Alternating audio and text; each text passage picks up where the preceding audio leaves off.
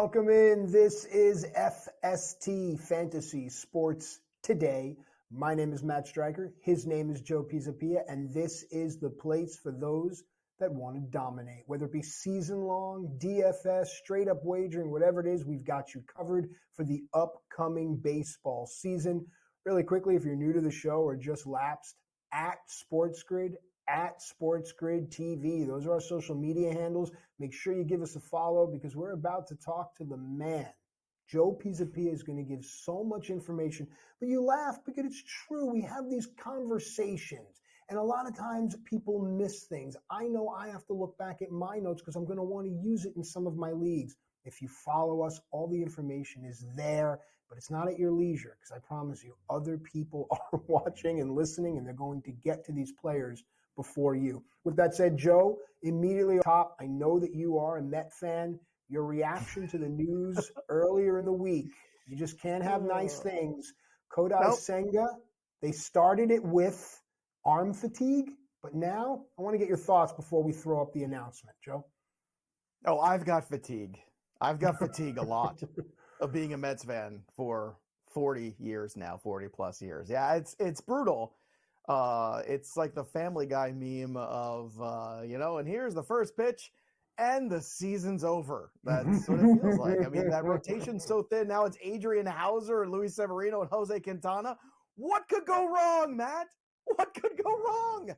Kodai Senga dealing with a capsule inflammation of his shoulder, of his pitching arm. Obviously, that's what we're talking about, the right shoulder. So he could be shut down. I talked to, did some research here with some of the sports medicine guys that we have over at Fantasy Pros, and they're saying, look, you shouldn't be thinking about this guy until maybe June at the earliest. Like, that's what you really should be. Like, if everything goes well, June would be better. But it's that whole thing. He's going to start the IL for sure. He is probably going to miss at least April, May, if indeed everything ramps up all right for him. Because what are the Mets rushing him for? Nothing. In terms of his investment in fantasy right now, you've got to drop him down significantly. You've got to think of him more in that Scherzer, Kershaw grouping of guys that aren't going to pitch to maybe the All-Star break. Maybe you bump them a little bit ahead of those guys because they're a little bit more definitive timetable.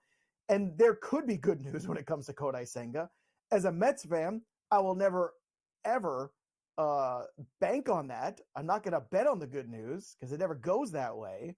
Historical data will back me up on this, Matt Striker. But it's also tough because this is another pitcher last year who struck out 200 guys. He would have been in that conversation in the last segment we just had for guys who could lead the league in strikeouts. He could do it. But again, the Mets have a long-term investment in Kodai Senga. They're not going to rush him. So people might say, oh, he might miss a month. Look, if you see this guy before mid-June, that would be a miracle, I think. And we've seen miracles happen. It's not out of the range of outcomes, but you have to drop him down significantly in the ranks. Already in the consensus ADP, he has fallen significantly, as he should. And Senga right now is going still as the 20th pitcher off the board. That's not low enough. I'm sorry. Like, the consensus data hasn't quite caught up. I think, again, you're dropping him well into the 30s, probably around that same range as Justin Verlander, Walker Buehler. Chris Bassett is in this range. Jordan Montgomery, who hasn't signed yet, who, let me tell you, if Blake Snell and Jordan Montgomery don't sign in the next week, they're going to miss the first week of the season in terms of preparation, at least, maybe even 2 starts potentially in April. That's not a big deal, but it is a bigger deal in head-to-head formats. So understand that, but Senga definitely needs to be dropped further in the rankings. There's guys like Michael King going way later, Bailey Ober, we're going to talk about them in the next segment, that I'd much rather have my team. I'd rather take a shot on Yu Darvish, Brian Wu, Eduardo Rodriguez, any of those guys right now out of the gate, I think I feel better about. So again, the market hasn't quite corrected enough, in my opinion. We'll see after this news came out if it corrects this week. Maybe next Sunday we'll see a difference in the Kodai Senga ADP, but to me it hasn't been significant enough in terms of dropping him. I dropped him in my rankings. The RPV updates I do for the Fantasy Black Book will be updated this week as well because of that. So it's bad news for the Mets fans, but again, that's just what we call news. Yeah, pretty much. All right, so basically from the how do I take advantage of this, if you have multiple ILs and you can afford it, look to Senga, Robbie Ray, Jacob deGrom. One of these guys are going to be coming back right around the All-Star break, and they can really give you a shot in the arm, no pun intended. With regard to the Mets, maybe the pressure being off this ball club will allow some of these younger players to have a bit more fun and play. I think Jose Quintana is a great bounce back candidate if you're looking for something. But there's other news as well, the issues with Aaron Judge and some issues in Cincinnati as well that I think we should discuss with the time that we have, Joe. Yeah, Aaron Judge, as we mentioned earlier in the show, we were trying to evaluate Judge's value in the first round, but also potentially as the leader for the home run race in 2024. He's saying publicly the toe injury that he had last year is something that's going to require, quote, constant maintenance for the rest of his career, end quote. Like, that's a significant thing to understand. If you're in dynasty leagues, you have to understand this. It's not that Aaron Judge isn't a great player. It's not that he's not a great fantasy investment. But if you're splitting hairs in the first round, and I don't have any to split anymore, Juan Soto, Matt Olson, Shohei Ohtani, those are all players that I would consider taking over Aaron Judge. If you're playing in 5 outfielder leagues, then Aaron Judge still is probably worth that risk. But it's something to really understand. Matt McClain is going to miss a few weeks after tweaking his oblique. Now, this is the same oblique that he's tweaked before, but they feel like that it's just more of a precautionary thing. So far, it's been good news out of there. But every time, like every spring, Matt, how many oblique injuries do we get through and do we understand it? And sometimes these guys try to push too much. So if anything, you want McClain to miss some time here now. This time now, not in the season. He's still one of the most valuable pieces. I've had a lot of discussion recently. Ellie De La Cruz or Matt McClain, and a lot of fantasy baseball, quote-unquote, experts want McClain in 2024. Alex Cobb progressing to throwing off a bullpen mound. Well, we can have that discussion. Alex Cobb, another piece of the Giants rotation. Again, the Giants just keep finding these guys off the scrap heap and putting them in good spots. Blake Snell to the Giants would make a lot of sense to me. Like, that's a move I'd like to see. The Giants go and try to challenge here. Let's go. If you're the Giants, you're watching Arizona get to the World Series last year. You got Logan Webb. Go get Blake Snell. I think that'll be a really interesting 1-2 combination at the top of that rotation. But we shall see if the Giants want to spend any money. They keep saying they got money to spend. They tried to spend it on Carlos Correa and Aaron Judge. Maybe Blake Snell is the next guy they try to spend on. Walker Buehler, unlikely to pitch in spring. We knew that. Again, this is another guy here. I want to talk about Buehler in this Dodger rotation. Emmett Sheehan is a guy that's going late in a lot of drafts. At the end of the year, in the last couple starts, Emmett Sheehan really started to get it. He led the minor leagues at one point in strikeouts. Matt, do you think that Emmett Sheehan is a guy that people are sleeping on in fantasy baseball? Because with Walker Buehler, with Clayton Kershaw, with James Paxton in this rotation, I think Sheehan's going to pitch more than people realize. What do you think? Absolutely. I think just because he's an SP5 on that team doesn't mean he can't be an SP3 on yours. That's how you have to look at it, Joe. And Sheehan's not the only sleeper on this pitching market, too. Again, he is going well outside the top 200. For a guy with that strikeout potential, it's something to pay attention to. He's got to be more efficient, and maybe the innings get managed. But again, it's a long season. But we've got some gems going outside of the top 150 that you want on your fantasy rosters. When we come back, we're going to talk about some pitching sleepers right here on FST.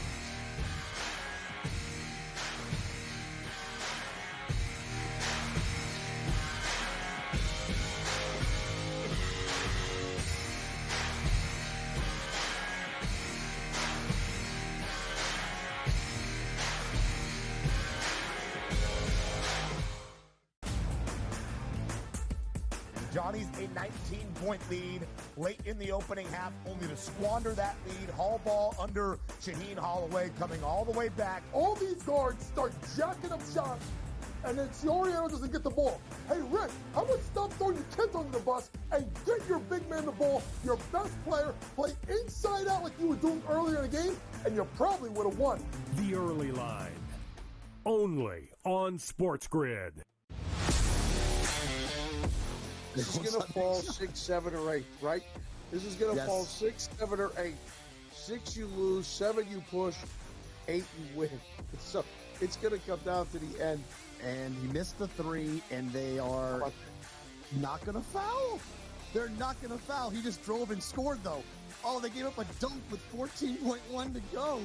In-game live, prime time, only on SportsGrid.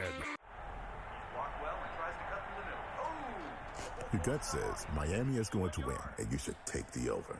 Your gut also said your NFT selfies would only go up in value. They didn't. But your head is on SportsGrid and knows the QB is in concussion protocol. The backup has a 45 QBR against the zone coverage. The New York D has the most sacks in the league. So yeah, trust your head. It's smarter to be on SportsGrid.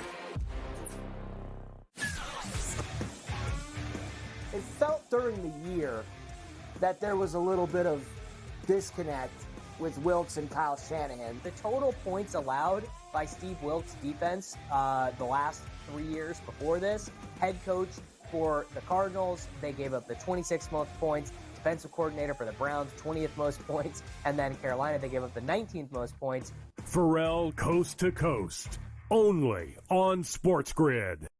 Anyone that's been to a sporting event, the atmosphere before a game, I think Game Time Decisions has that same exact atmosphere. This is our arena.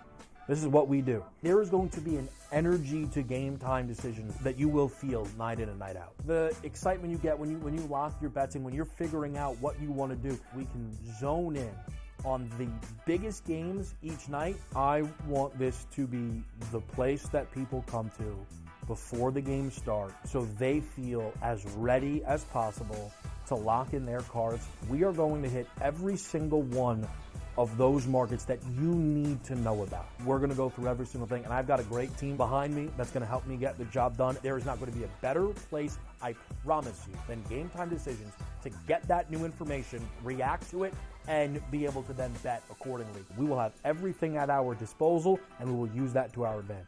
I'm Kevin Walsh. Tune into Game Time Decisions from 6 to 8 p.m. Eastern on SportsGrid.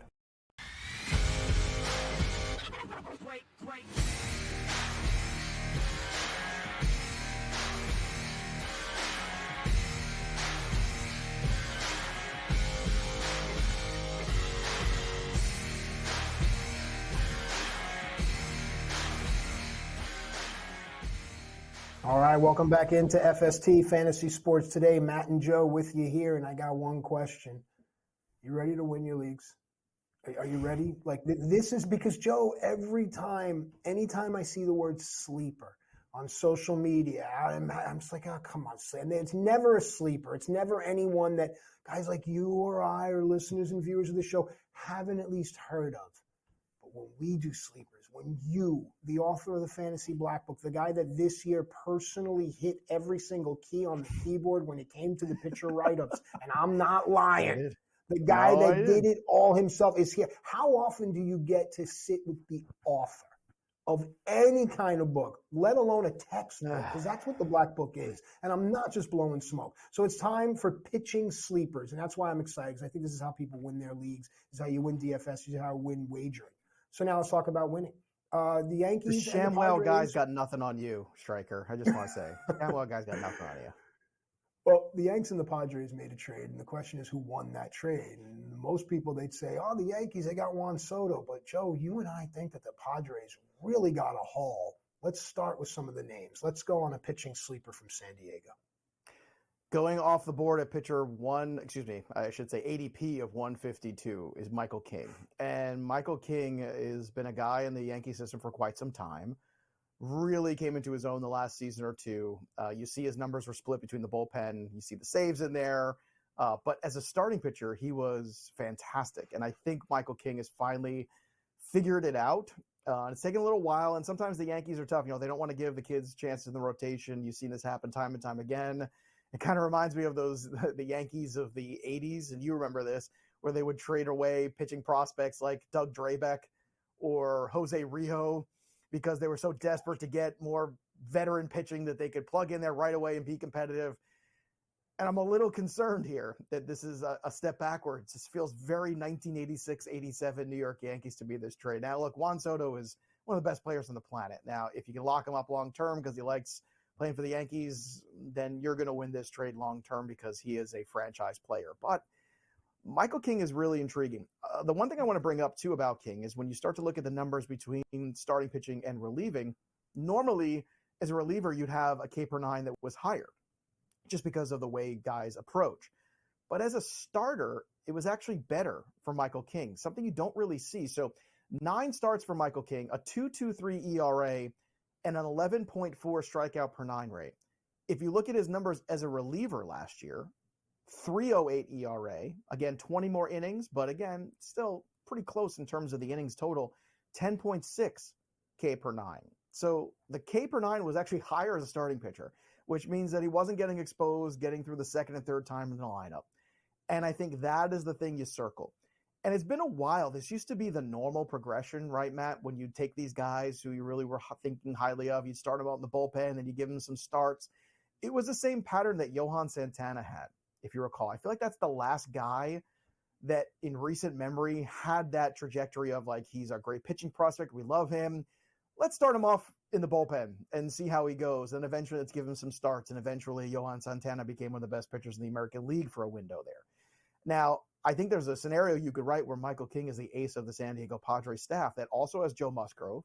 Maybe Yu Darvish bounces back. We'll see what you get from the rest of these guys. But if you look at what the Padres staff has done in terms of the coaching staff, look at what they got from Joe Musgrove, a guy that was also huge prospect from Pittsburgh, from Houston, right? Yep. All those years ago. Eventually, Joe Musgrove did find his way, and Joe Musgrove was in that Cy Young conversation himself a couple years ago.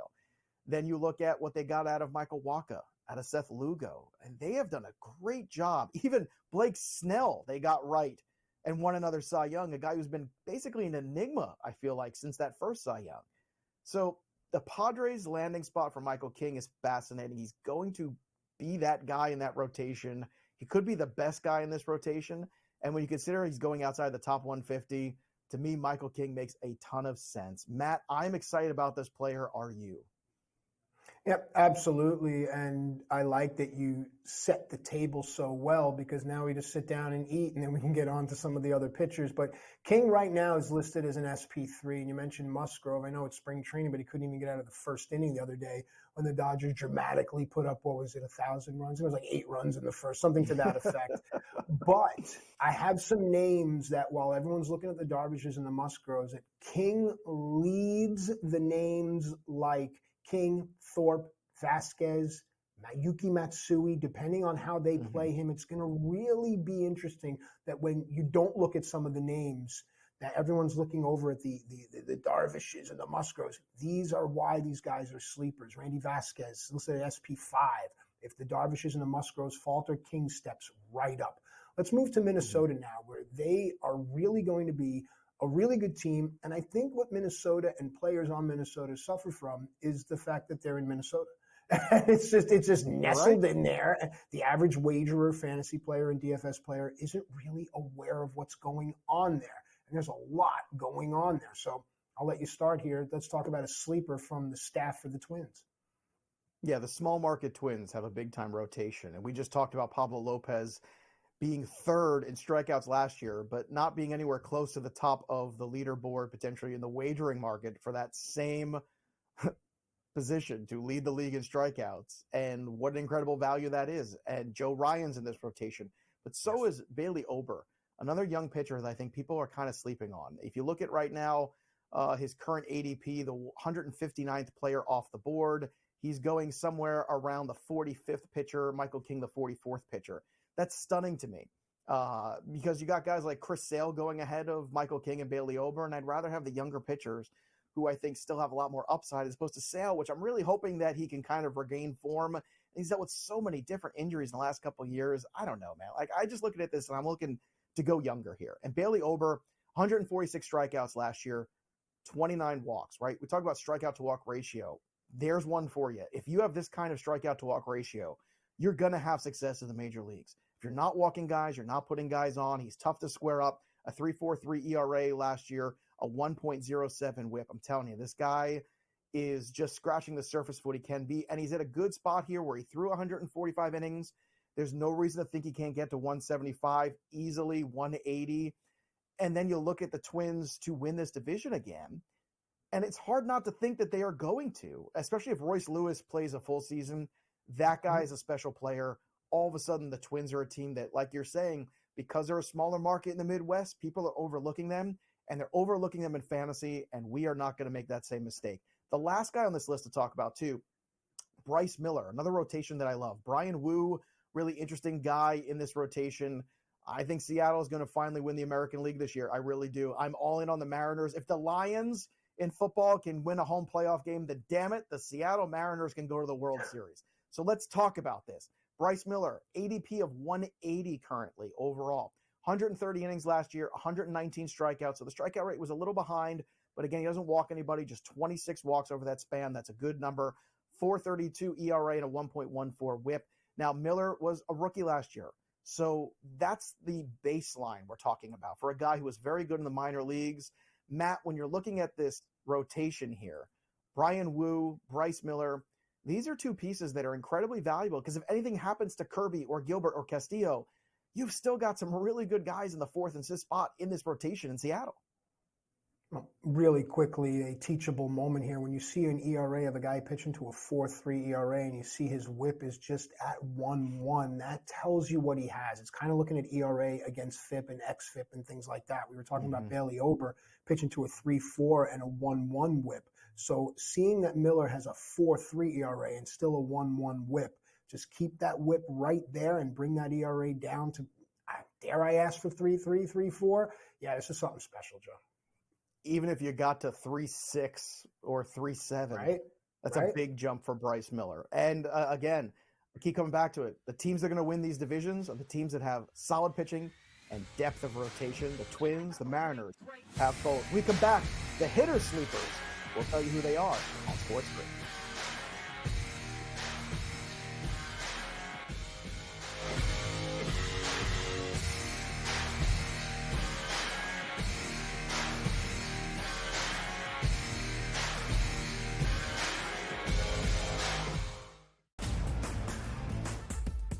Johnny's a 19-point lead late in the opening half, only to squander that lead. Hall ball under Shaheen Holloway coming all the way back. All these guards start jacking up shots, and then Soriano doesn't get the ball. Hey, Rick, how about stop throwing your kids under the bus and get your big man the ball, your best player, play inside out like you were doing earlier in the game, and you probably would have won. The early line, only on SportsGrid. This is going to fall 6, 7, or 8, right? This is going to fall 6, 7, or 8. 6 you lose, 7 you push, 8 you win. So it's going to come down to the end. And he missed the 3, and they are not going to foul. They're not going to foul. He just drove and scored, though. Oh, they gave up a dunk with 14.1 to go. In-game live, prime time, only on SportsGrid. Your gut says Miami is going to win, and you should take the over. Your gut also said your NFT selfies would only go up in value. They didn't. But your head is on SportsGrid and knows the QB is in concussion protocol. The backup has a 45 QBR against the zone coverage. The New York D has the most sacks in the league. So yeah, trust your head. It's smarter to be on SportsGrid. It felt during the year that there was a little bit of disconnect with Wilks and Kyle Shanahan. The total points allowed by Steve Wilks' defense the last 3 years before this, head coach for the Cardinals, they gave up the 26th most points. Defensive coordinator for the Browns, 20th most points. And then Carolina, they gave up the 19th most points. Pharrell Coast to Coast, only on SportsGrid. Anyone that's been to a sporting event, the atmosphere before a game, I think Game Time Decisions has that same exact atmosphere. This is our arena. This is what we do. There is going to be an energy to Game Time Decisions that you will feel night in and night out. The excitement you get when you lock your bets in, when you're figuring out what you want to do, we can zone in on the biggest games each night. I want this to be the place that people come to before the game starts so they feel as ready as possible to lock in their cards. We are going to hit every single one of those markets that you need to know about. We're going to go through every single thing, and I've got a great team behind me that's going to help me get the job done. There is not going to be a better place, I promise you, than Game Time Decisions to get that new information, react to it, and be able to then bet accordingly. We will have everything at our disposal, and we will use that to our advantage. I'm Kevin Walsh. Tune into Game Time Decisions from 6 to 8 p.m. Eastern on SportsGrid.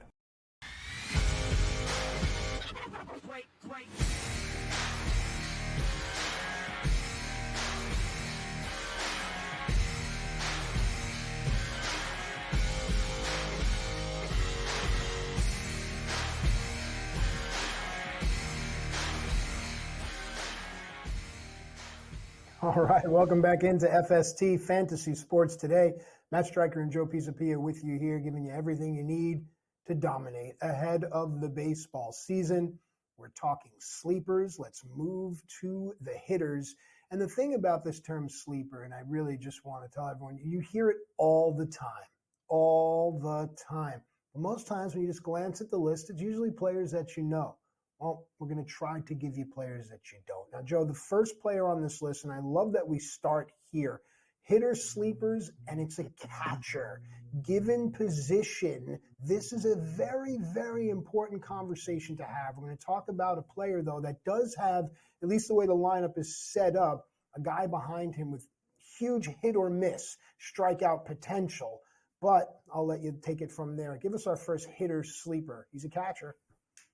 He is, and it's not Francisco Alvarez, even though I do like him a lot too. It's Gabriel Moreno, and they're going kind of in that same range, basically. But what's interesting about Moreno is he gives you a different skill set. You see some of these catchers like Cal Raleigh, like Alvarez, who are a lot of power, but a lot of empty after that, a lot of strikeouts. Now, what Moreno gives you is batting average, and he also gives you a much better walk rate and a much more consistent output. This is a guy that could, over time, even contend for a batting title. I don't think you're going to get that in 2024. But certainly a player that I think is still grossly overlooked. This was one of the key gems of the Toronto organization before they made that trade with Arizona, and he came over last year. But Moreno is one of these pieces where if you're playing in head-to-head points leagues, he's a really interesting pivot off the all-or-nothing catchers because what he's going to give you is consistent points.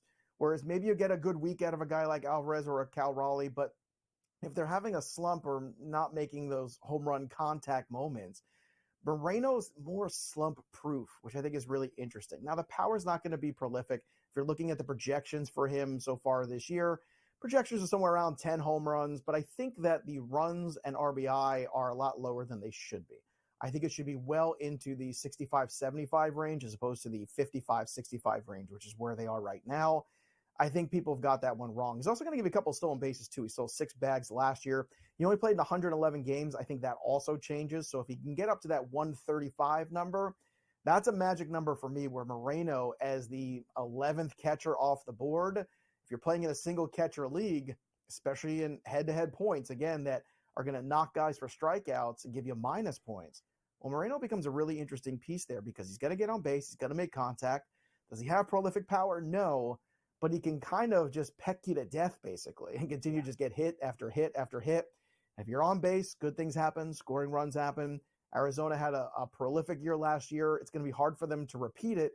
But Moreno's one of those big pieces that if they are going to have aspirations to be a playoff team again, he's got to have a good season. So I look at Moreno as being a really interesting pivot off the middle clump of those guys there that if you don't want to pay for catcher, or if you're in a 2-catcher league, he becomes a really interesting value at. Yeah, absolutely. And I was alluding to Eugenio Suarez hitting behind him. And depending on the pitcher-batter situation and depending on if it's the second time through the lineup or not, a lot of guys aren't going to want to pitch to Eugenio Suarez. They're going to be forced to pitch to Moreno. And you brought up a great point, a catcher that can make contact. Like that's not, most times we punt catcher if we don't get those first 2 or 3 guys that we really love, then we're getting the empty power. And I will say this, if you like Gabe Moreno, I think Logan O'Hoppe in Los Angeles for the Angels is a poor man's version of this. But we could talk about that as we move on. All right, let's go out now to an outfielder that on a team that I think is going to offer a plethora of fantasy options. But I'll let you take it there. Who's the next hitter sleeper on the list? Or perhaps a plethora of piñatas, which is also one of my favorite plethoras. If I told you could have a guy in 2024 who is going to hit 17 homers, steal 10 bases, hit 275, probably score about 80 runs, drive in about 70. That sounds like a player you'd want, right? Especially if you could get him at 162 overall. Well, those are the projections for Riley Green of the Detroit Tigers, a guy that broke out last year, but a lot of people noticed. Why? Because he plays for the Tigers, and the Tigers are not a good baseball team. Last year, over 99 games, he had 11 homers. He stole 7 bags at 288. You were really starting to see Riley Green get it, and this is one of the big pieces of the future of this team. Spencer Torkelson. Do you remember, Matt, in the middle of the season where we were talking about buying Spencer Torkelson? He hit rock bottom, buy in dynasty leagues and redraft leagues if you did. the second half was monumental. Sometimes it takes guys a little bit of a time to get acclimated to the big leagues. And I think when it comes to Riley Green, he's another one of those guys. Green gives you power, he gives you speed. He's got more pop than you realize. But again, that combination of can he give you a pop, can he give you a speed and some batting average? And the answer is yes. And if this Tigers lineup does start to make some incremental improvements, then you're going to see that run total go up for Riley Green too. So when you're looking at where he's going currently, Matt, he's being drafted so late. He's going after guys like Esteury Ruiz, who we're going to talk about later in the show, who is really a one-dimensional player. He's going in that same range of guys like TJ Friedl. And I think Riley Green just has a lot more upside than people realize, and maybe even a better floor too. But just like some of these other players on the Twins or some other organizations, because the smaller market, they don't get quite the hype or the love. And I think Riley Green is one of these pieces that people are really just not paying attention to. 288, 349, 447 slash last year. If he can carry that over 150 games in 2024, Riley Green's going to be a breakout player this year. Agree wholeheartedly. And you mentioned Spencer Torkelson. As of now, it should be Torque hitting behind Green, so that's going to help. Also, Mark Canha, in addition to the middle of this lineup, you have to look at length of lineup. Now, here's the thing overall, folks. I grew up in Queens, around Long Island, and when you want to go shopping for something, you can either go to the malls of Long Island or you can go to a place called Jamaica Avenue. And you can go and get the same things you can get in the mall, you can get at Jamaica Avenue for far, far less. It's not a far less superior product. Here's the thing. The American League Central is your Jamaica Avenue. If you want to go shopping for fantasy, for wagering, whatever, go to the American League Central because it's going to be priced exponentially lower than all these other mall like NL East and AL East. Think about it from that. The Tigers, the Guardians, the Twins, they're all there for you. Let's go shopping up on the Ave. All right. Next, we are going to go to New York, surprisingly. And this is perfect because Joe is a Met fan. And I want to have the conversation about where this particular player should be. Because I think, and I've always been anti-Met because I've seen the way the organization hurts their fans. No, seriously. Growing up, seeing so many people I love root for the Mets and watching what the Mets have done to their fan base has made me an anti-Met. But that does not make me a blind fantasy player or wagerer. There are a couple of players, 2 or 3 on the Mets, especially this season, very intrigued about. So I want to hear your thoughts. Take it away. Yeah, look, the Mets offensively are interesting because they have Alvarez, they have Lindor, they have Pete Alonso, and they have also got Brandon Nimmo at the top of this order. And by the way, my grandmother lived a block from Jamaica Avenue, lots of trips to the Woolworth. That's the 5 and 10. I'm just saying, lots of trips there as a kid. I know, everything you could imagine. That was our Walmart, kids, and we liked it. Brandon Nimmo, look, a guy that always gets on base, right? 360 clip last year. He's had higher OBPs in the past. But if you look at where he's going currently in drafts, the average draft position is somewhere in the 160 range. He's at 163. He's coming off a season where he scored 89 runs, hit 24 homers. Now, he only had 68 RBI. That's because of his lineup placement. He's at the top of the order because of the OBP. Right. He doesn't see a lot of bases. Okay, fine. 3 bags last year. We'll throw that out, but he hit 273. Brandon Nimmo is grossly undervalued, especially in those head-to-head points formats. And I keep coming back to that because this was a spike in power last year. He's never going to be a guy who steals bases. That's not his game. But are you going to get a 275 average, a 270 average? Are you going to get 20 homers? Are you going to get a guy who scores 90 runs? Probably. And I think when you're looking in this range of player, it's kind of absurd that he's going so cheap, Matt. There's so many guys after him. Tommy Edman, Stephen Kwan. I mean, Kwan gives you different stuff. I understand that. We're talking about batting average with Kwan and stolen bases. But he only had 5 homers last year. We're talking about a guy who could hit 20 more home runs. So if you're looking for some power later, Brandon Nimmo's spike in power is not absurd. I think if you looked at the projectability of this player, he was somebody that the Mets did target, they did sign, and you could see already they understand the player he's developing into, but I don't think the rest of the league has figured it out. Everybody talks about Alonso, everybody talks about Lindor, but if those guys are going to have good seasons, Nimmo's going to be ahead of them, getting on base, scoring runs, and I think that's the thing that's most intriguing. And in OBP leagues you're playing in too, whether it be head-to-head roto or season-long roto, Nimmo is also a big piece of that puzzle too. And I think he gets undervalued, and currently the market is just not catching up to it. So to me, when you're looking for outfield late, Riley Green, Brandon Nimmo, those are 2 guys you should be targeting in all your drafts. Yep, and looking at an early season wagering strategy for the Mets, let's try and keep in mind, if you're saying Nimmo's going to flirt with 280, McNeil's going to flirt with 300, and then what, Alonso, there's your 1, 2, 3. When the Mets are playing SP4s and 5s, when they're on the flip side, why not look for a yes to a run in the first inning or a first 3 with the Mets? Because that is a really, really potent top of the order. Speaking of potent orders, Joe, the Cincinnati Reds, man, take your pick. Who's the sleeper from the Reds?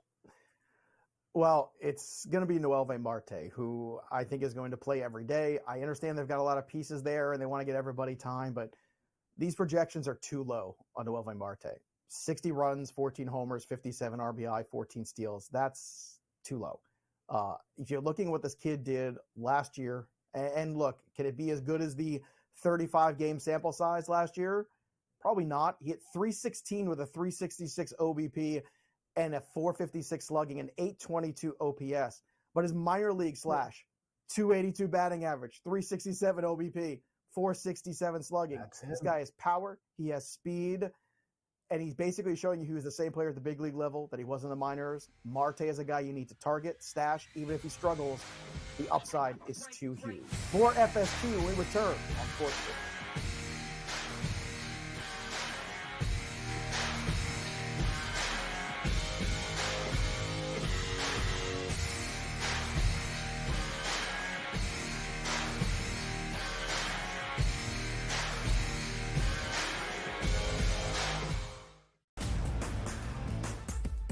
Johnny's a 19-point lead late in the opening half, only to squander that lead. Hall ball under Shaheen Holloway, coming all the way back. All these guards start jacking up shots, and then Soriano doesn't get the ball. Hey, Rick, how about stop throwing your kids under the bus and get your big man the ball, your best player, play inside out like you were doing earlier in the game, and you probably would have won.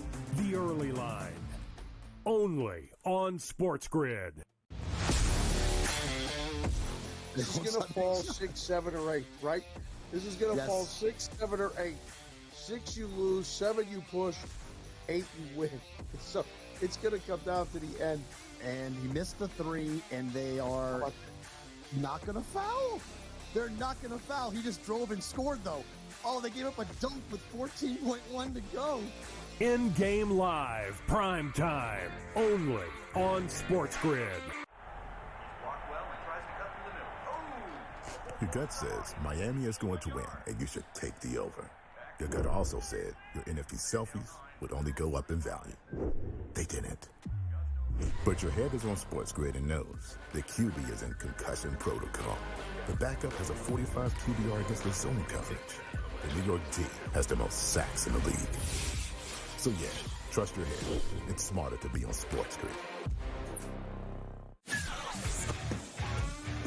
It felt during the year that there was a little bit of disconnect with Wilks and Kyle Shanahan. The total points allowed by Steve Wilks' defense the last 3 years before this, head coach for the Cardinals, they gave up the 26th most points, defensive coordinator for the Browns, 20th most points, and then Carolina, they gave up the 19th most points.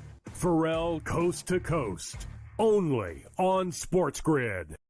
Anyone that's been to a sporting event, the atmosphere before a game, I think Game Time Decisions has that same exact atmosphere.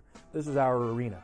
This is what we do. There is going to be an energy to Game Time Decisions that you will feel night in and night out. The excitement you get when you lock your bets in, when you're figuring out what you want to do, we can zone in on the biggest games each night. I want this to be the place that people come to before the game starts so they feel as ready as possible to lock in their cards. We are going to hit every single one of those markets that you need to know about. We're going to go through every single thing, and I've got a great team behind me that's going to help me get the job done. There is not going to be a better place, I promise you, than Game Time Decisions to get that new information, react to it, and be able to then bet accordingly. We will have everything at our disposal, and we will use that to our advantage.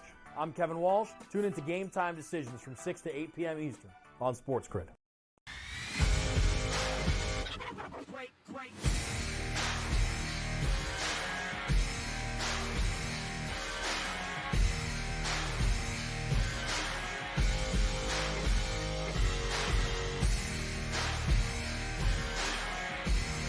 All right. Welcome back in. This is FST Fantasy Sports Today. Matt and Joe with you here, getting you ready for everything you need to dominate the upcoming baseball season. It's not just season-long fantasy. It's not just DFS. It's straight-up wagering as well. And Joe and I are going to be talking about that quite a bit as the season goes on. How do we approach April? How do we approach May? When do we really start to look at these home run props, K props, walk props? We're going to have everything for you. But right now we're focusing on a lot of people are drafting for their season-long fantasy leagues and teams. So this segment is called Don't Hate the Player, Hate the ADP. It is from the mind of Joe Pisapia. So with that said, Joseph, take it away. Yeah, one adjustment too. I really should have spelt it playa with the A at the end, not the ER. Just saying, like that. I'm ashamed, everybody. I'm sorry. I've let us all down. Let's preface this by saying it's nothing against these guys. Like, this is some of the best talent you're going to find in Major League Baseball and in fantasy. It's just, do I want to pay the cost for this player? And I think that's the thing you have to understand too. It's the context, especially in your salary cap leagues too. You have different pivot points. Why would you draft Spencer Strider when you could maybe draft Kevin Gausman cheaper or maybe Pablo Lopez cheaper? I think those are questions you have to ask yourself, and understanding how to spread that budget around. And if you're in snake drafts, which is typically what people are doing, it's understanding that ADP is polling. It's a guideline. It is not where everybody should go. And I think that's something people get mixed up with sometimes. And you have to understand there's a difference. It's a suggestion. But as we've seen in the last 10 years, polling isn't always quite right. Sometimes the polls are not quite where you think they are, or maybe where they should be. So I'm going to find some holes in the polling.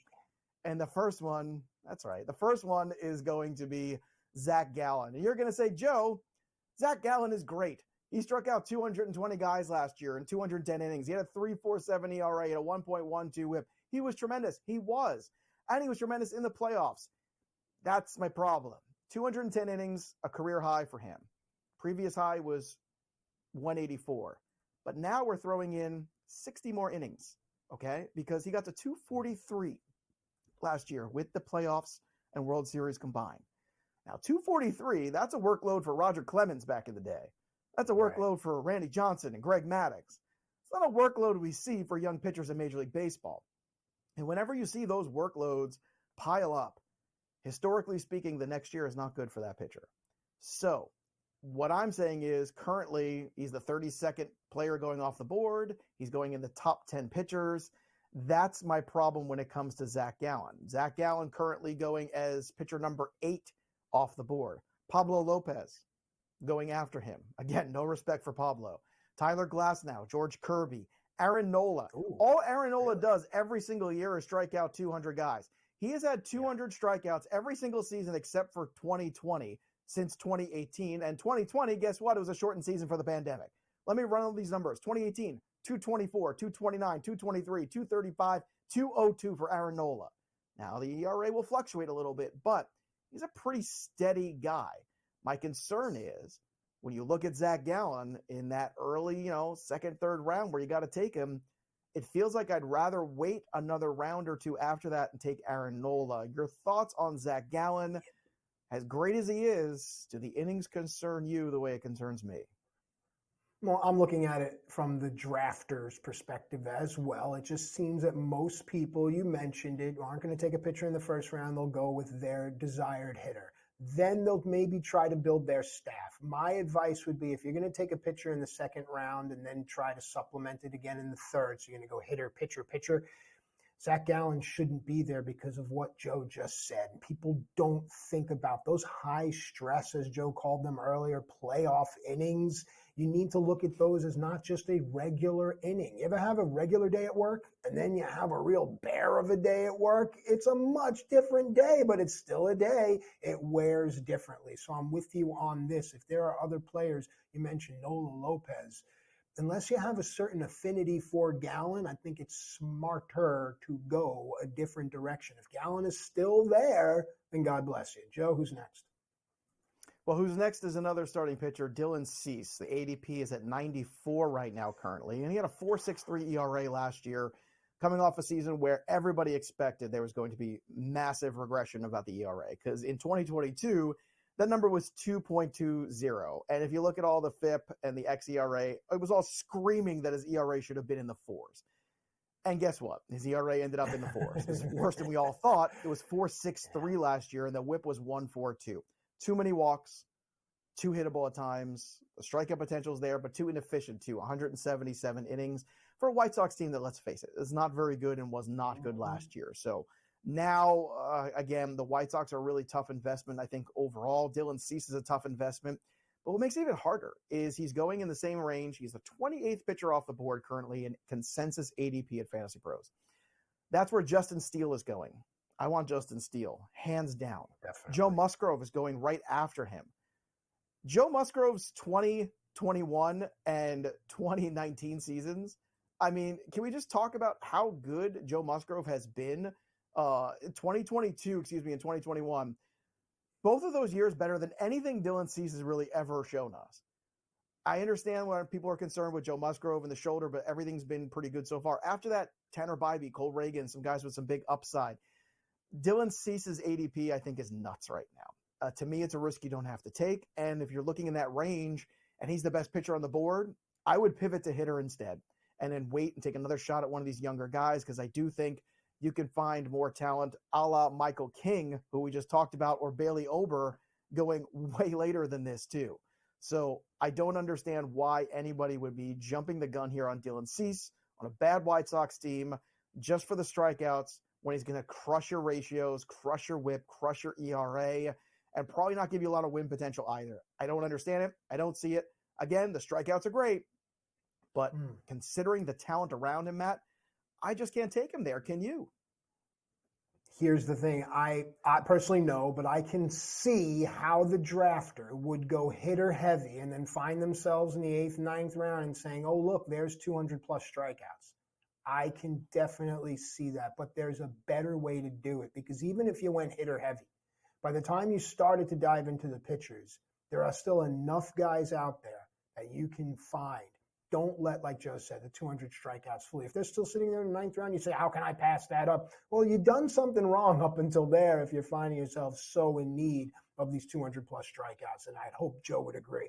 All right, now from pitcher, we go to a hitter. Joe, who do you have? Well, a guy who typically has been catching for a decade in the big leagues is somebody that I'm staying away from. And JT Realmuto is that guy. He is going currently as the 2nd or 3rd catcher off the board. The consensus ADP for him right now is 74. Now, last year, again, a good season. Realmuto's a great player, a great baseball player, a good fantasy player, especially a catcher. 20 homers, 16 steals. You'll say, Joe, why would I want to not go after that? And in 2-catcher leagues, I get it. I understand wanting to get an elite catcher there, especially when you have to start 2 every week. That's gross. My advice to you is stop playing those leagues because they're stupid. There's no reason to be starting 2 catchers anymore. That is an old school, ridiculous thing that got built in and cooked in. You have to change your approach.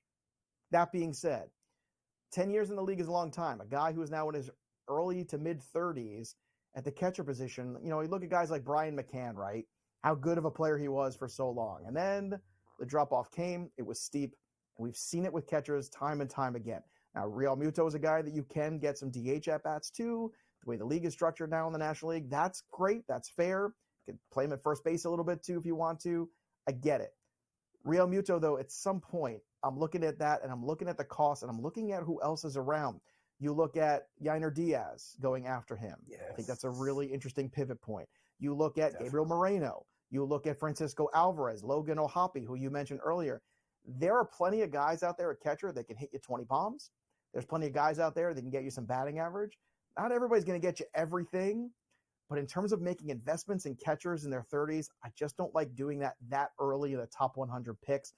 Matt, am I not giving JT Realmuto enough credit? Am I getting a little too worried about the future instead of worrying about the present or even the past of what this player is? No, I can understand what you're saying. You're giving a sobering outlook to the drafter that finds himself in the 6th or 7th round saying, oh, look, there's a catcher. But what are you expecting from the position? Are you drafting catcher for pop, for home runs? You can find that anywhere else. Are you drafting just those steals? Come on. In this, now the way the game is, you can find those steals elsewhere. So I think a guy like Gabriel Moreno would be a perfect pivot because I'm going to draft catcher now for something a little different. I'm going to draft catcher maybe for contact. I'm going to draft catcher maybe for runs scored. I'm not just going to chase empty home runs, albeit Real Muto is a unicorn with those stolen bases. But to your point, you're not going to be seeing that year over year over year. So I think there are better ways to go, especially at that pivotal point in your draft where you're going to look back at your draft and say, ooh, I don't know if I should have went in the 6th, 7th round for that. I could have had that. And with that said, let's pivot to the perfect player. Brand new, well, not brand new, but same digs, but finally back again, new money, if you will. And now is the ADP still wrong, Joe? I'll let you take it from here. Well, that's the big question, right? We had Cody Bellinger on this list because we didn't know where he was going to end up. Now that he's ended up with the Cubs, it's less wrong. It's still not perfect. Last year, 26 homers, 20 steals, hit 307, but this was also a guy that in previous 2 seasons struggled mightily with batting average. Yes. So maybe getting out of LA was a good thing, maybe just a new voice in his ear. Who knows? It was a contract year where he peaked. Could also be that too. That's the concern when it comes to Cody Bellinger, is which of these variables do we want to believe in? And when you have players who are inconsistent, who have big peaks and valleys over entire seasons, that becomes difficult investments. Now, Cody Bellinger, that ADP actually has fallen a little bit since we even put the show together. It was down to 54, I think, right now, overall. And you're looking at some of the guys around Cody Bellinger going after. Paul Goldschmidt, who I know was a little bit of a down year last year, but he's a perennial 30, 100, 100 guy. Nolan Jones in Colorado, cheaper, more interesting. Matt McClain, another player I'd like to have on my roster. Alex Bregman, who's, again, 20, 25 home runs. You know, maybe he's not going to give you the stolen bases, but he is going to give you the RBI potential and the runs scored. So there's a lot of hitters, even Royce Lewis, who is a really intriguing piece we talked about earlier. There's a lot of other hitters right around or after that I think that's where I pivot and maybe take a picture of Bellinger's on the board, and all those guys are still there because first base I can find guys like Casas, guys like Goldschmidt, guys like even Torkelson later. I think there's a lot of avenues there. In the outfield, it's a little trickier, but Bellinger is one of those pieces to be aware of. 2 other guys to talk about, too, who are specialists. First one's Luis Arraez, who we mentioned certainly has a chance to lead the league in hits this year. Last year, 147 games, 203 hits, hit 354. But the problem is he's kind of a one-category player, and that category's average, and he's great. So in season-long roto, if you want to boost that average because you're kind of hurting there, he's a good pick. But in the first 125 players, again, you have to realize that offense isn't great. Just 71 runs scored last year. That's not fantastic. I think the offense took a hit year over year, too, losing some pieces. And the other guy is Esteury Ruiz, who another one-dimensional player going at 133 overall. He stole 67 bases last year. That's profound. The problem is with an injury, he doesn't do anything else. How do you steal 67 bases and score 47 runs? You play for the A's. That's how. That's he did hit a home run yesterday in spring, though. Yeah. So I can hit home runs in spring, I guarantee you. But the point I'm making with these 2 players is be careful of the specialization here, because now it's easier to find stolen bases than ever, and Ruiz is going far too high. When we come back, we close things out here. Don't miss a second of this show.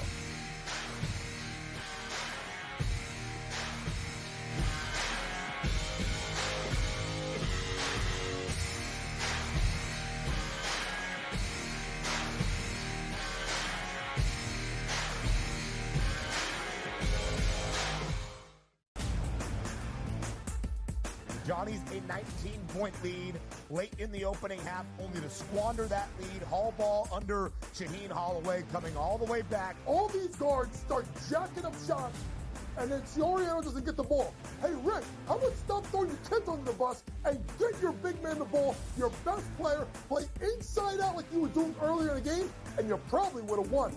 The Early Line, only on SportsGrid. This is going to fall 6, 7, or 8, right? This is going to fall 6, 7, or 8. 6 you lose, 7 you push, 8 you win. So it's going to come down to the end. And he missed the 3, and they are not going to foul. They're not going to foul. He just drove and scored, though. Oh, they gave up a dunk with 14.1 to go. In-game live, prime time, only on SportsGrid. Your gut says Miami is going to win, and you should take the over. Your gut also said your NFT selfies would only go up in value. They didn't. But your head is on SportsGrid and knows the QB is in concussion protocol. The backup has a 45 QBR against the zone coverage. The New York D has the most sacks in the league. So yeah, trust your head. It's smarter to be on SportsGrid. It felt during the year that there was a little bit of disconnect with Wilks and Kyle Shanahan. The total points allowed by Steve Wilks' defense the last 3 years before this, head coach for the Cardinals, they gave up the 26th most points. Defensive coordinator for the Browns, 20th most points. And then Carolina, they gave up the 19th most points. Pharrell Coast to Coast, only on SportsGrid. Anyone that's been to a sporting event, the atmosphere before a game, I think Game Time Decisions has that same exact atmosphere. This is our arena. This is what we do. There is going to be an energy to Game Time Decisions that you will feel night in and night out. The excitement you get when you lock your bets in, when you're figuring out what you want to do, we can zone in on the biggest games each night. I want this to be the place that people come to before the games start so they feel as ready as possible to lock in their cards. We are going to hit every single one of those markets that you need to know about. We're going to go through every single thing, and I've got a great team behind me that's going to help me get the job done. There is not going to be a better place, I promise you, than Game Time Decisions to get that new information, react to it, and be able to then bet accordingly. We will have everything at our disposal, and we will use that to our advantage. I'm Kevin Walsh. Tune into Game Time Decisions from 6 to 8 p.m. Eastern on SportsGrid.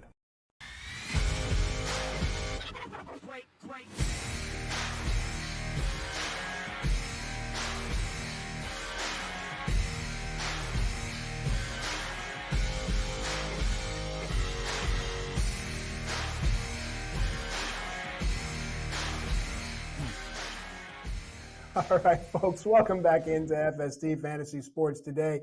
It has been a well-prepared plethora of pronouns and protagonists here on this lovely, lovely day. I don't know why I became British. Dude, during the break, I just called the audience. That what you became? Hey, listen, this is me.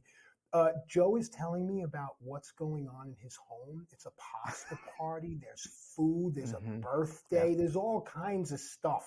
And all kinds of stuff. You're going to melt all the stuff. I really hope that the words that we have given you on this show will fill your nourished soul the way Joe's bolognese sauce at his pasta party is going to fill the bellies of 20 family members, Joe? 22, but who's counting? 22. I don't know how we're going to get everybody in there, but that's what you do. You shove everybody into the house, and you feed everybody, and you play games, and you laugh. But yes, celebrating the 14th birthday of my oldest daughter. She's going to be in high school this year. That makes me depressed. I can't even think about that. So let's think about the things to look forward to, the 3 and out, the things that we're looking for most in the week here in baseball. And the young players getting extensions, that's the first thing, too. There's that time of year where you're going to see a lot of teams lock up some young talent. Pay attention in those dynasty leagues you play in fantasy baseball to who those players are. Sometimes things go well.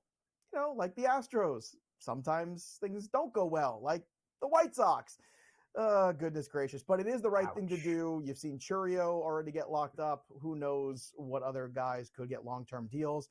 Spring injuries. We've already had Kodai Senga, Bradish, 2 pitchers gone already. There's more to come. We'll keep you updated. Make sure you're following us at the app, too, at SportsGrid, on social media, too, and SportsGrid TV. Follow us so we can keep you abreast of all of those changes. Also, free agent signings. We already got one this morning. Yay! 2 pitchers remain on the board.